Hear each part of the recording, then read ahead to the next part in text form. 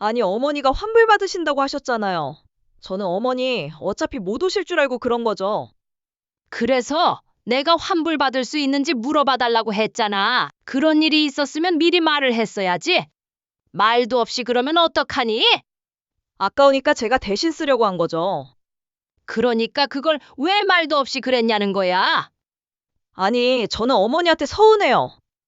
제가 거기 다니고 싶다고 그렇게 말씀드렸는데, 어머니는 공짜로 등록하신 다음에 제대로 다니지도 않으시면서 제가 가져가기 전에 어머니가 먼저 저보고 대신 다니라고 말씀해 주셨으면 좋았잖아요. 전 아까워서 그런 건데, 그걸 가지고 뭐라고 하세요? 제가 뭘 잘못했다고요? 아니, 그러게. 왜 내 걸 네가 아까워하냐 말이야. 내 건 내게 아닌 거니? 왜 항상 그렇게 당연하다는 듯이 가져가냐고? 무슨 애가 이렇게 욕심이 많아? 거 보세요. 어머니는 필요도 없으시면서 양보도 안 하시는 게 그게 욕심이 많은 거죠. 저는 어머니가 안 쓰는 거 가져다 쓰는 건데 알뜰하다 칭찬하지는 못하실 망정 이렇게 전화로 사람을 몰아세우시고 너무 섭섭하네요. 안 쓰는 거? 참, 내가 필요 없긴 왜 필요 없니? 그리고 솔직히 어머니 연세에 수영복 입고 거기 가시는 것도 남사스럽게 하고요. 어머니도 창피하잖아요. 그래서 잘 안 가신 거 아니에요? 오늘 이야기 속 주인공은 63세 박지연 씨입니다. 그리고 박 씨의 며느리 34세 원지연 씨입니다. 박 씨는 며느리와의 일이 이렇게까지 번질 줄은 정말 상상도 못했습니다. 박 씨도 며느리의 유난스러운 행동들이 유쾌하진 않았지만 그렇다고 하나하나 짚어가며 따지기에는 남들에게 비웃음만 살 것 같았죠. 나눠주는 것이 아까웠던 게 아니었습니다. 그저 며느리가 박 씨의 마음과 정성은 아무렇지도 않게 여기고 오직 부모는 자식에게만 일방적으로 베풀어야 한다는 식의 생각을 갖고 있는 것 같아. 그게 괘씸했던 겁니다. 같은 생각인 듯 보였습니다. 처음엔 정말 사소한 것, 별것 아닌 것에서 시작됐습니다.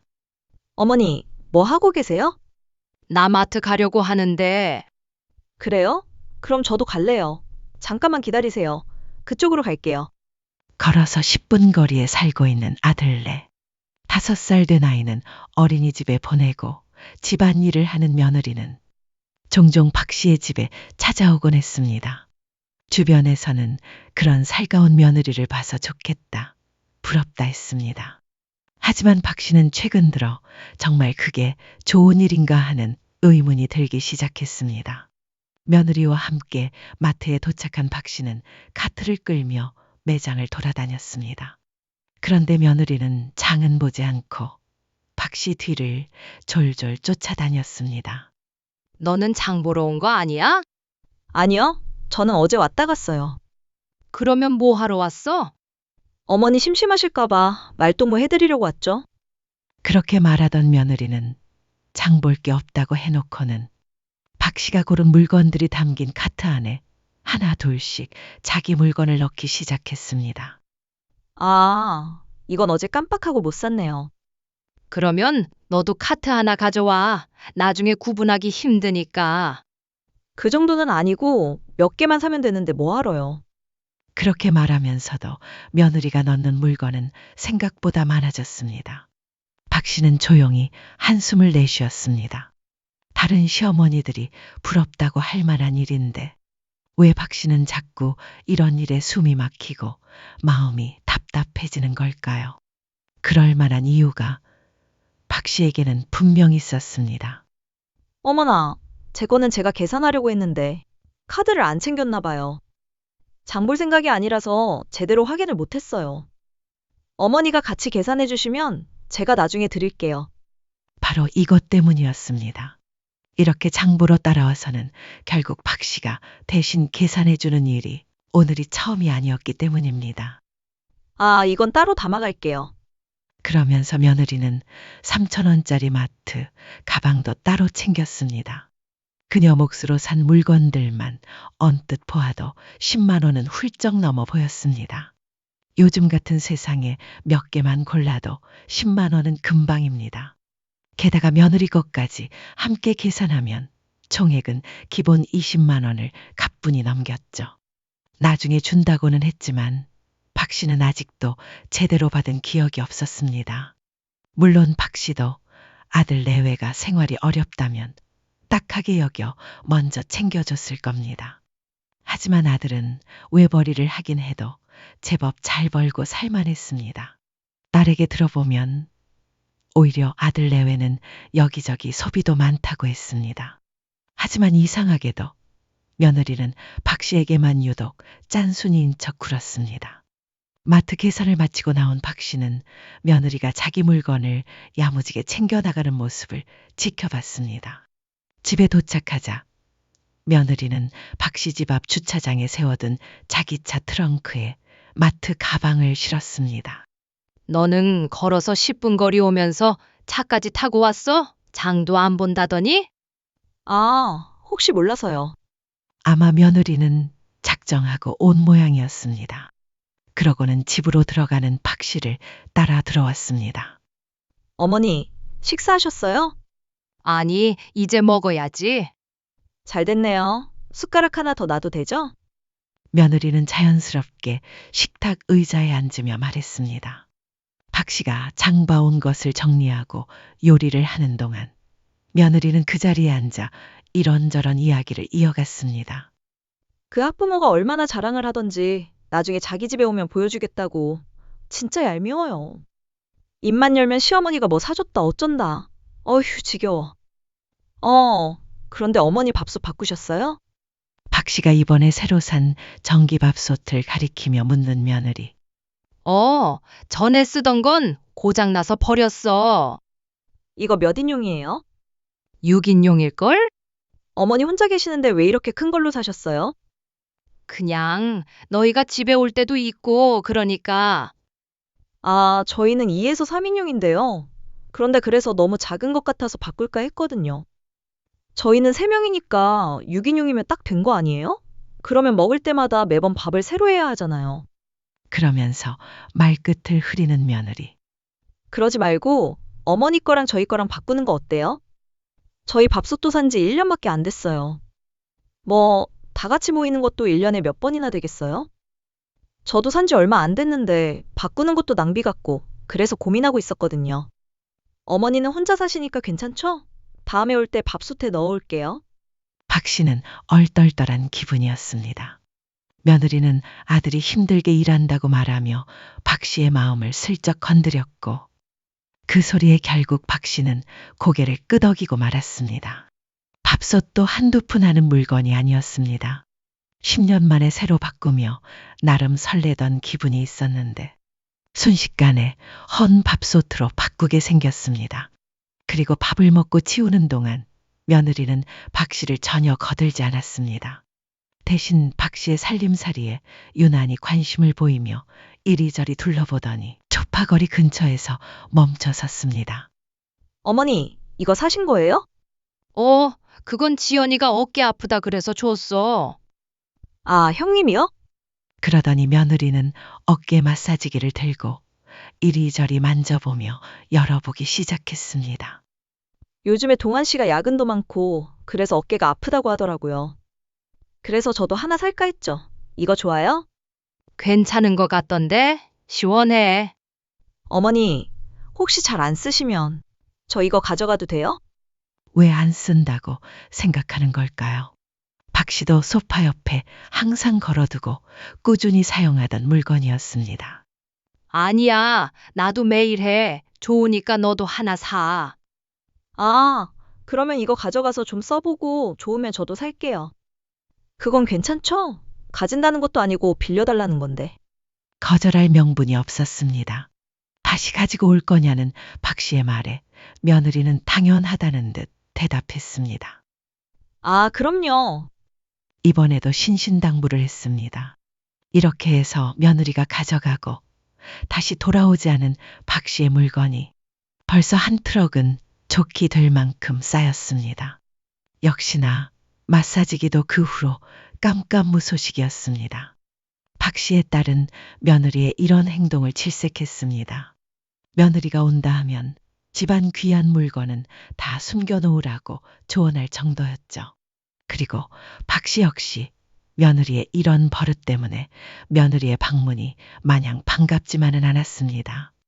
자기 돈 쓰는 건 아까워하고 남의 물건은 당연하다는 듯 가져가는 모습이 못마땅했던 것입니다.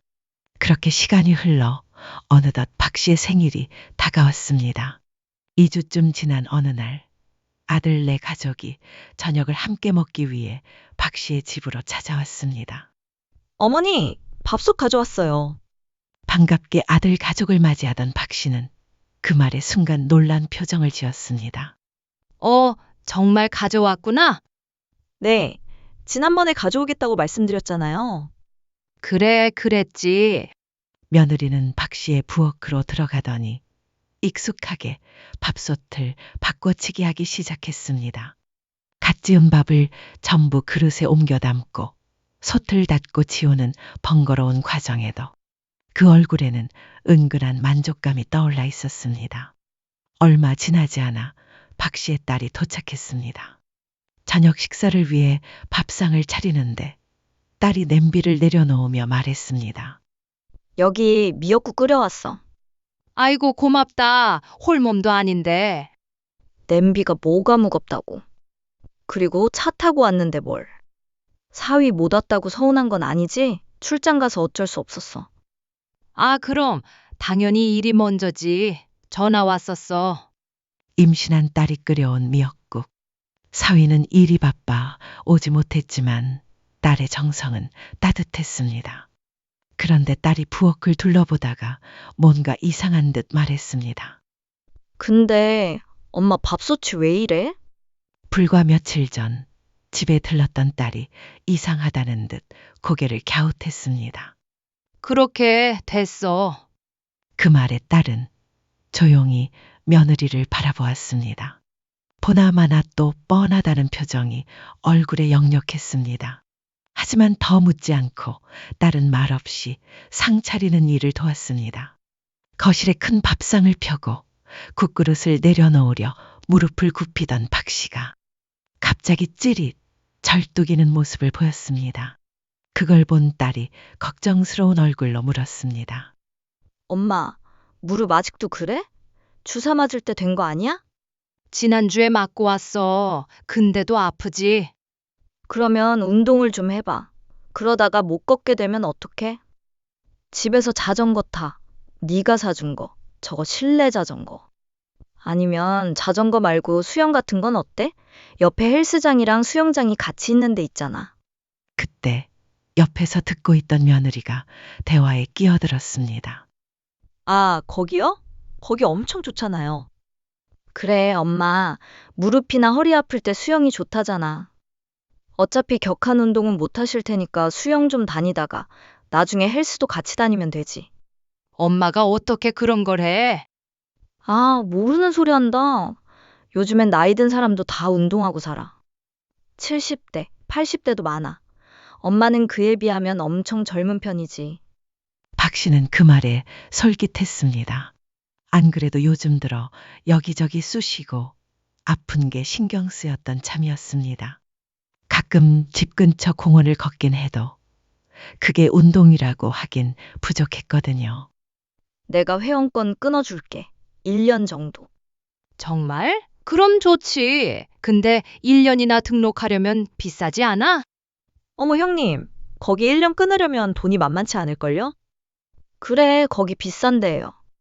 엄마 생일 선물로 해줄게. 김서방도 좋아할 거야. 그래도 박 씨를 제대로 챙기는 건 결국 딸뿐이었습니다. 어깨 아프다 하면 마사지기를 사주고 다리 아프다 하면 실내 자전거도 사주는 딸이었죠. 아, 저희는 생신 선물은 준비 못했고요. 다음에 맛있는 거 사드릴게요. 그나저나 어머니, 정말 좋으시겠어요. 저도 나중에 딸 셋은 꼭 낳아야겠어요. 돈 많은 딸이 효도하니까 너무 좋으시겠다. 칭찬하는 말이었지만 며느리의 표정은 어딘가 찜찜해 보였습니다. 어떻게 그렇게 잘 알아? 아, 애 어린이집 학부모 몇 명이 거기 다녀서 알죠. 그때 옆에서 듣고 있던 아들이 며느리에게 조용히 물었습니다. 당신도 다닐래? 정말? 그래, 엄마랑 올케랑 둘이 같이 다니면 되겠네. 에이, 거기 비싼데? 그날 이후 딸은 박 씨를 데리고 직접 수영장에 갔고 회원권을 1년치나 끊어주었습니다. 처음에는 수영복을 입는 게 어색하고 부끄러웠지만 막상 가보니 박 씨 또래의 여성들이 의외로 많았습니다. 매일은 아니더라도 일주일에 2번 정도는 수영장에 가게 되었고 수영도 배우고 가볍게 운동도 하면서 몸이 한결 가벼워졌습니다. 무릎도 조금씩 나아지는 느낌이었고 허리 통증도 덜해졌습니다. 사람들이 모이는 곳이다 보니 무릎에 좋은 음식이나 운동법 같은 유용한 정보도 자연스럽게 알게 되었고 운동뿐 아니라 사람들과의 교류 덕에 삶의 활력도 돌기 시작했습니다. 그렇게 수영장에 다닌 지 한 달쯤 되었던 어느 날이었습니다. 박 씨는 평소처럼 오전 수영 수업을 위해 수영장에 도착해 옷을 갈아입고 들어섰습니다. 그런데 어디선가 익숙한 얼굴이 눈에 들어왔습니다. 안 다닌다며? 박 씨가 놀라자 며느리는 활짝 웃으며 반겼습니다. 남편이 한 달 다녀보라고 등록해줬어요. 아이고, 잘했네. 엄청 좋네요. 여기. 저 아는 사람도 몇 명 있어요. 며느리는 수영장 구석에서 수다를 떨고 있는 젊은 여자들을 가리키며 말했습니다. 더 친하게 지내면 좋겠네. 그러니까요. 어머니는 매일 이 시간에 오세요. 앞으로 저랑 같이 다니면 되겠네요. 저는 수영 끝나고 헬스장에도 가보려고요. 나는 수영만 해. 수영도 아직 물놀이 수준이고 너 열심히 운동해라. 아이고, 며느리분이신가 봐요. 아, 예. 제 며느리예요. 참 부럽네. 며느리랑 같이 수영장도 다니고. 제가 저희 어머니랑 각별한 사이라서요. 어머나, 어머나. 나도 우리 며느리한테 같이 다니자고 해봐야겠다. 박 씨는 사람들이 부러워하자 괜히 어깨가 으쓱해졌습니다. 이날 이후로 같은 시간에 수영장을 다니는 많은 사람들이 박 씨와 며느리의 사이를 알게 되었습니다. 사람들과 쉽게 어울리는 며느리의 성격 덕에 수영장 생활도 박 씨보다 더 빨리 적응해 버렸습니다. 하지만 박 씨는 며느리가 다닌 지 한 달도 채 지나기 전에 딸의 집으로 급히 가야 했습니다. 원래 딸이 출산 후 몸조리를 하게 되면 산후도우미를 쓰기로 했지만 허리를 다치는 바람에 박 씨가 대신 몸조리를 도와주러 가게 된 것이었습니다. 딸은 시내에서 차로 30에서 40분 거리에 외곽에 살고 있었고 그 때문에 박 씨는 한동안 딸의 집에서 지내야 했습니다. 고마워, 엄마. 몸 좀 추스르면 바로 복직할 거니까. 그때까지만 좀 봐줘. 어차피 집에만 계시는 거. 나 좀 도와주면 얼마나 좋아. 박 씨도 쉬는 동안 딸에게 힘이 될 수 있다니 기뻤습니다. 그렇게 딸의 집에 있던 어느 날 며느리에게 전화가 걸려왔습니다. 어머니, 왜 수영장 안 나오세요?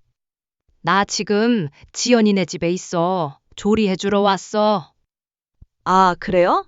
남편한테는 못 들었네요. 그럼 이제 안 나오세요? 언제까지 거기 계시게요? 글쎄다. 어떻게 될지 모르겠네. 그거 환불받아야 할 것 같은데요. 어머, 환불 안 될 것 같은데 네가 한번 물어는 봐줘. 그래요. 제가 좀 알아볼게요. 안 되면 어쩔 수 없지. 나중에 남은 기간은 다녀야지. 당분간은 못 갈 것 같고 아기가 먼저니까. 아유, 돈 아까워. 그렇게 딸의 집에서 아기를 돌보며 몇 달이 흘렀고 어느 날 딸이 박 씨에게 물었습니다. 맞다, 엄마. 수영장도 못 가서 어떡해. 이 와중에 수영장은 무슨... 근데 그거 환불도 안 된다더라. 돈 아까워서 말이지. 환불이 안 되긴 뭐가 안 돼? 요즘 어디든 다 되지.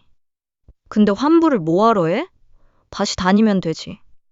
이제 좀 엄마는 집에 돌아가도 될 것 같은데? 애 봐줄 사람 구하고 있어. 그래, 그럼 집에 가서 수영장도 다니고 해야지. 다시 다니면 그게 어디야. 그거 한두 푼 하는 것도 아니라고 했잖아. 엄마, 몇 달 남지 않았어? 남았지. 하지만 며느리에게서는 아무런 연락이 없었습니다. 환불이 되는지 알아본다고 했던 그 말, 아직도 묻어둔 채인 듯 보였습니다. 다행이었죠. 아, 그리고 거기 올케도 다닌다며? 비싸다고 안 다닌다더니 아무튼 돈 못 버는 것도 아닌데 짠순이야. 어쨌든 엄마도 다시 가봐. 그동안 도와줘서 고마워. 그러면서 딸은 조심스럽게 돈봉투를 박 씨에게 건넸습니다. 이런 걸 왜 줘? 내 손주 내가 봐준 거고 내 딸 내가 도와준 건데. 그래도 세상에 공짜가 어딨어. 딸은 끝까지 박 씨의 손에 억지로 봉투를 쥐어주었습니다. 그 뒤로 박 씨는 다시 집으로 돌아왔습니다. 집안에서 아기만 돌보다가 혼자가 되니 솔직히 편하긴 했습니다. 하지만 그렇게 갑자기 한가해지자 슬며시 무릎이 다시 쑤시기 시작했습니다. 그동안 고생하긴 고생했던 모양입니다. 애기 우는 게 보통 일이 아니니 당연한 일이었죠. 그래서 박 씨는 오랜만에 수영장에 가기로 마음먹었습니다. 아침 일찍 짐을 챙겨 센터로 향한 박 씨. 입구에 도착해 회원 카드를 찍었는데 삐비빅 경고음만 들릴 뿐 문은 열리지 않았습니다. 어라? 이상하네. 다시 한번 카드를 찍었지만 이번에도 빨간 불만 들어오고 문은 묵묵부답. 박 씨는 옆에 있는 작은 사무실 쪽으로 고개를 들이밀고 말했습니다.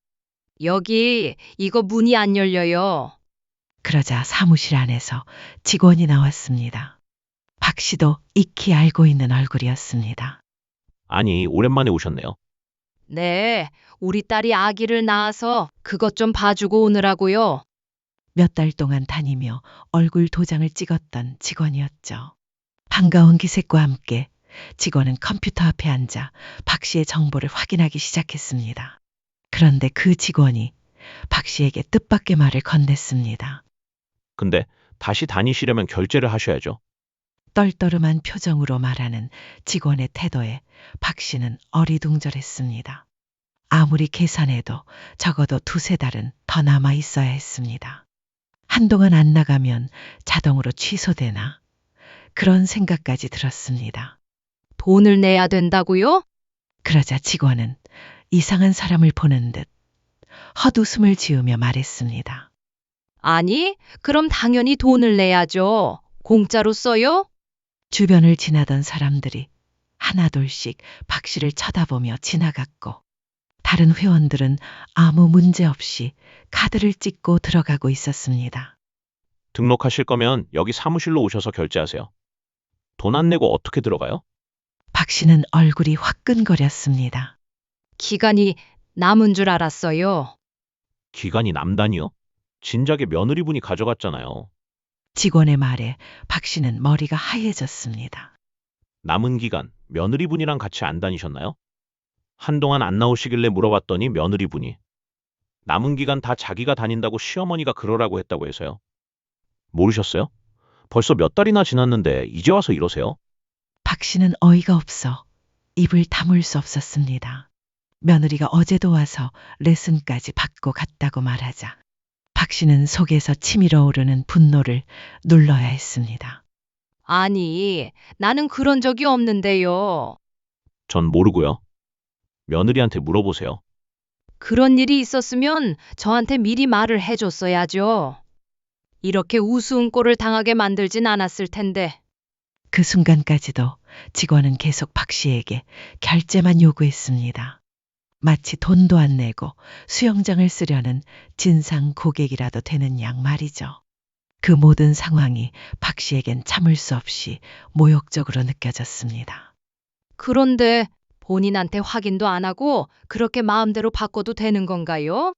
그러자 직원은 오히려 짜증 섞인 목소리로 박 씨에게 따지듯 말했습니다. 아니, 그분이 며느리라고 나한테 같이 인사도 했고 여기 그 사람이 며느리라는 거 모르는 사람도 없는데 그럼 당연히 그런 줄 알고 바꿔주지. 왜 나한테 이래요? 우리가 환불해준다고 했는데 뭐하러 그러냐고요? 환불해서 다시 등록하면 똑같은 거 아니냐고. 하도 그래서 특별히 바꿔준 건데. 이렇게 나한테 뭐라고 하시면 곤란하죠. 직원은 억울하다는 듯 항변했습니다. 아니, 난 못 들었다고요. 집안일을 가지고 왜 여기 와서 화풀이하고 그러세요? 그건 둘이 알아서 할 일이죠. 내가 무슨 죄예요? 며느리 관리를 못한 사람이 잘못이지. 뭐라고요? 지금 그게 말 다 한 거예요? 아니, 이렇게 행패 부리지 마시고 며느리한테 말씀하세요. 순간 수영장 안에 있던 사람들이 하나둘씩 고개를 내밀었습니다.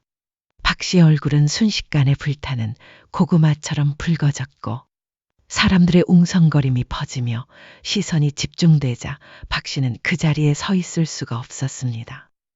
그래서 등록하실 거예요? 말 거예요? 그럼 돈을 내시고요. 바쁜 사람 붙잡고 있지 마세요. 박 씨는 옆에 내려놓았던 짐을 황급히 들고 서둘러 건물 밖으로 빠져나왔습니다. 집에 돌아와서도 귀신에 홀린 듯 멍하니 앉아 있었습니다. 아직도 가슴은 쿵덕쿵덕 진정되지 않고 뛰었습니다. 사람들이 손가락질하며 쳐다보던 그 순간이 자꾸만 떠올랐고 박 씨는 눈을 질끈 감았습니다. 살면서 이렇게 창피하고 이렇게 속상한 때가 있었던가 싶었습니다.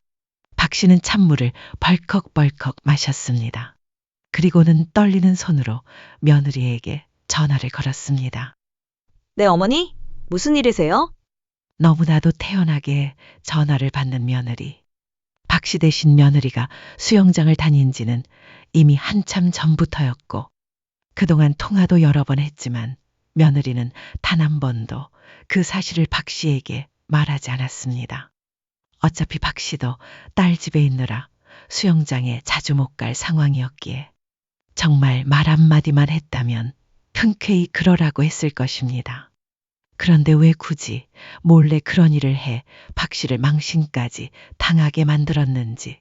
그래도 박 씨는 화를 내지 않으려 애썼습니다. 너 수영장 계속 다니니?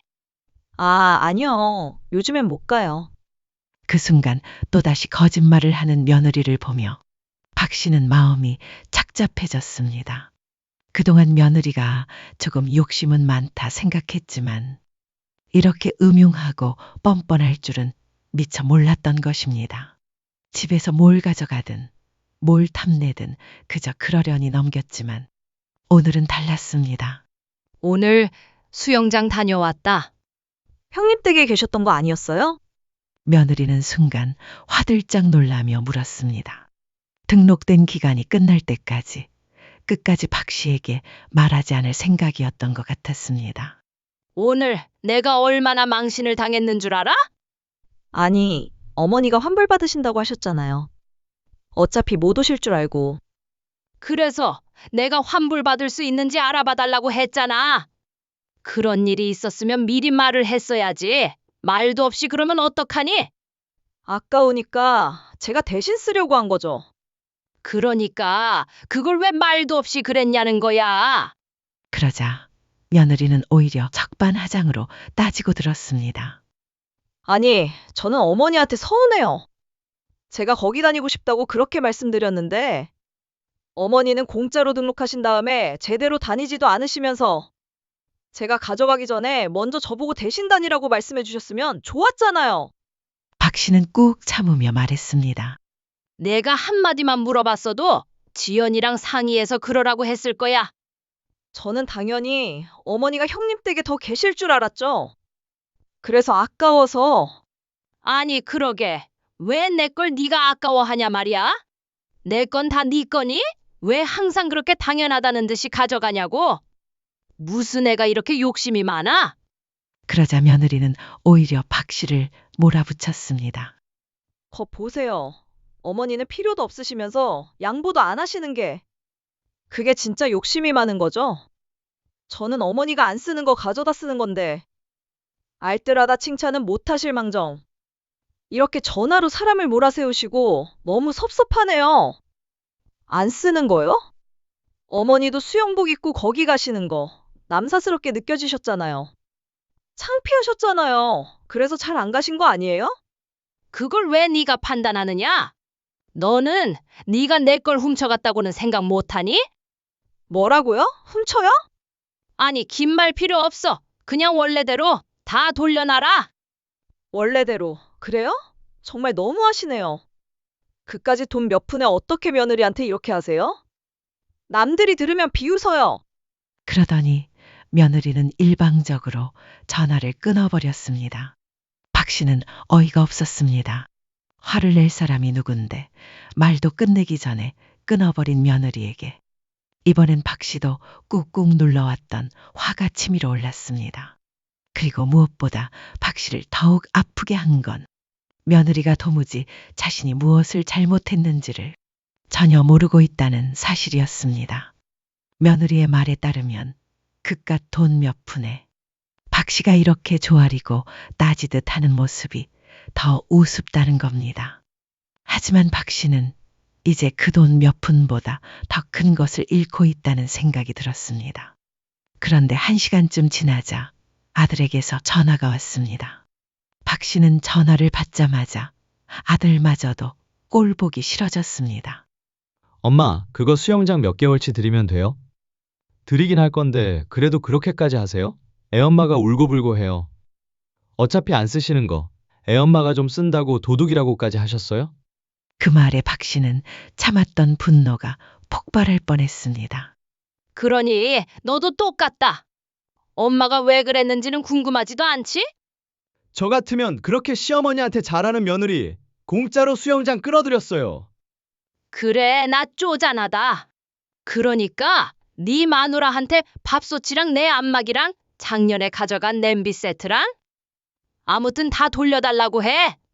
전에 장 본 거 나왔던 돈도 내가 영수증 찾아볼 테니까 다 보내. 알겠어? 박 씨도 결국 며느리처럼 전화를 끊어버렸습니다. 아주 날강도들이 따로 없다는 생각이 들었습니다. 지들 건 지들 거, 엄마 거도 지들 거인 줄 아는 자식들. 사람들은 며느리가 집에 자주 온다며 부러워했지만 박 씨는 이제 며느리가 자주 오지 않았으면 하고 바랐습니다. 처음에는 알뜰한 며느리라고 생각했지만 이제 보니 그게 아니었습니다. 지금 생각해보면 그렇게 욕심스러운 며느리가 또 없었습니다. 베푸는 건 하나도 없으면서 늘 뭐 하나 가지고 갈 것 없나 기웃거리기 바빴고 그러다 박 씨가 주지 않으면 징징대며 오히려 박 씨를 치졸한 사람으로 만들었습니다. 부모의 것은 당연히 자식의 것이라고 여기는 자식들. 박 씨는 그 사고방식 자체가 지긋지긋했습니다.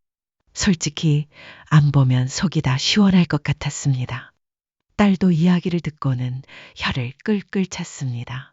며느리에게선 연락 한 통 없었고 아들은 계속 전화를 걸어왔지만 박 씨는 받지 않았습니다. 아쉬울 것 하나 없었습니다. 오히려 이제라도 정신 차리고 살림살이 지키며 살아야겠다는 생각에 늦었지만 다행이라는 마음이 들었습니다. 그리고 시간이 흐른 어느 날 며느리에게서 조심스럽게 죄송하다는 연락이 오긴 했지만 박 씨는 이미 마음을 정리한 뒤였습니다. 이전처럼 다시는 가까워지지 않겠다고 필요 이상으로 엮이지 않겠다고 마음먹었습니다. 그 몇 푼이 아까웠던 게 아니었습니다. 박 씨가 정말 서운하고 참을 수 없었던 건 아들과 며느리, 그들의 마음이었습니다. 박 씨 할머니의 사연은 여기까지입니다.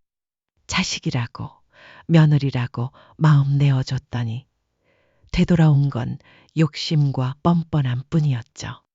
남의 물건은 쉽게 가져가면서 정작 마음은 하나도 움직이지 않는 사람들. 참 얄밉지 않나요? 박 씨 할머니처럼 마음을 단단히 먹고 이제라도 거리를 두기로 한 결정. 여러분은 어떻게 생각하시나요? 며느리와 아들이 조금 더 성숙하게 행동했다면 어땠을까요? 댓글로 여러분의 생각을 들려주세요. 재미있게 들으셨다면 구독과 좋아요 한 번씩 눌러주시면 큰 힘이 됩니다. 다음에 또 다른 이야기로 찾아뵙겠습니다. 감사합니다.